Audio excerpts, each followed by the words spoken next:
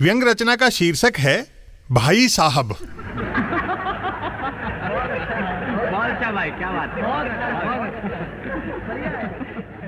भाई साहब की विशेषता है कि वह अपने और अपने नेता के कुतर्कों को तर्क और मूर्खताओं को मास्टर स्ट्रोक मानते हैं। भाई साहब रौद्र रस को रसराज मानते हैं, सिर्फ इसलिए कि रौद्र रस का स्थायी भाव क्रोध है। अपनी सरकार आने के बाद से भाई साहब कफ भी ऐसे थूकने लगे हैं मानो तोप से गोला दाग रहे हों। एक समय तक भाई साहब भगत सिंह को ही अपने से बड़ा देशभक्त मानते थे, लेकिन जब से पता लगा है कि भगत सिंह नास्तिक और वैचारिक तौर पर भाई साहब के धुर विरोधी थे, तब से भगत सिंह का नाम लेना तो दूर, यदि कहीं रंग दे बसंती चोला गीत बज रहा हो तो ही भाई साहब हथेलियों से कान ढक लेते हैं। भाई साहब का जीवन दर्शन है कि जीवन कुछ नहीं, सिर्फ देह धरे का दंड है। मरणोपरांत मनुष्य को वह सब भुगतना ही पड़ता है जो गरुड़ पुराण में लिखा हुआ है।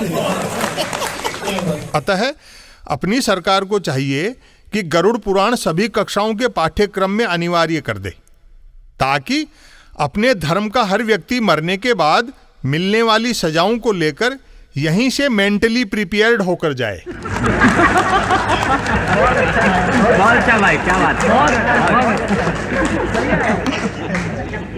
भाई साहब करवा चौथ के दिन उन अंतरिक्ष यात्रियों को शाप देना कदापि नहीं भूलते जिन धर्मद्रोहियों ने चंद्रमा पर पैर रखकर उन असंख्य सुहागिनों की आस्था पर पदाघात किया है जो पति परमेश्वर की दीर्घायु के लिए करवा चौथ का व्रत रखती हैं।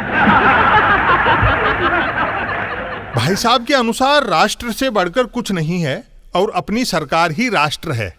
लिहाजा भाई साहब ने कुछ एक नई परिभाषाएं गढ़ डाली हैं, जैसे असहमति का मतलब देशद्रोह, विपरीत मत वाला कांग्रेसी, प्रगतिशील विपक्षी का अर्थ है वामपंथी, विरोध स्वरूप सम्मान पुरस्कार लौटाने वाले अवार्ड वापसी गैंग, बुद्धिजीवी यदि गांव ढाणी में रहता है तो नक्सली और शहर में रहता हो तो अर्बन नक्सली, मूल मुद्दों की बात करने वाले टुकड़े टुकड़े गैंग और मानवाधिकारों के पक्षधर जेहादी।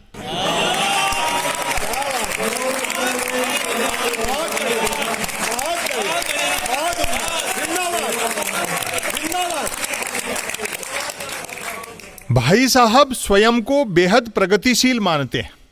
यही कारण है कि भारी दहेज लेकर अपने सभी सुपुत्रों का विवाह संपन्न कर चुकने के तुरंत बाद भाई साहब दहेज उन्मूलन प्रकोष्ठ बनाकर उसके संस्थापक अध्यक्ष बन गए थे।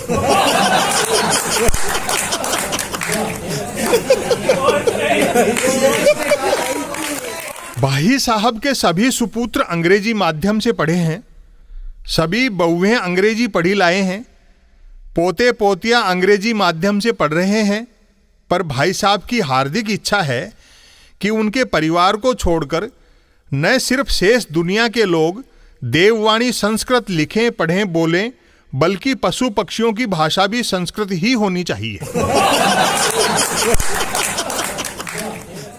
भाई साहब बेहद सकारात्मक है। विरोधी का घर जलता देखते हैं तो कुर्ते की जेबों में हाथ डाले आग बुझाने वालों को समझाने लगते हैं कि मानते हैं घर जल रहा है, लेकिन इस अंधेरे समय में रोशनी हो रही है, यह भी तो देखो।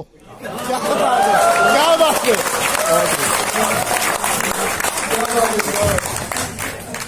लेकिन डिग्रीधारी परिवारियों की बेरोजगारी और सुरसा के मुख सी बढ़ती महंगाई की वजह से इन दिनों भाई साहब की हालत उस खाली जेब तीर्थयात्री जैसी हो गई है जिसे महारथी ने अयोध्या ले जाकर रथ से उतार दिया हो और बेचारे को पैदल घर लौटना पड़ रहा हो।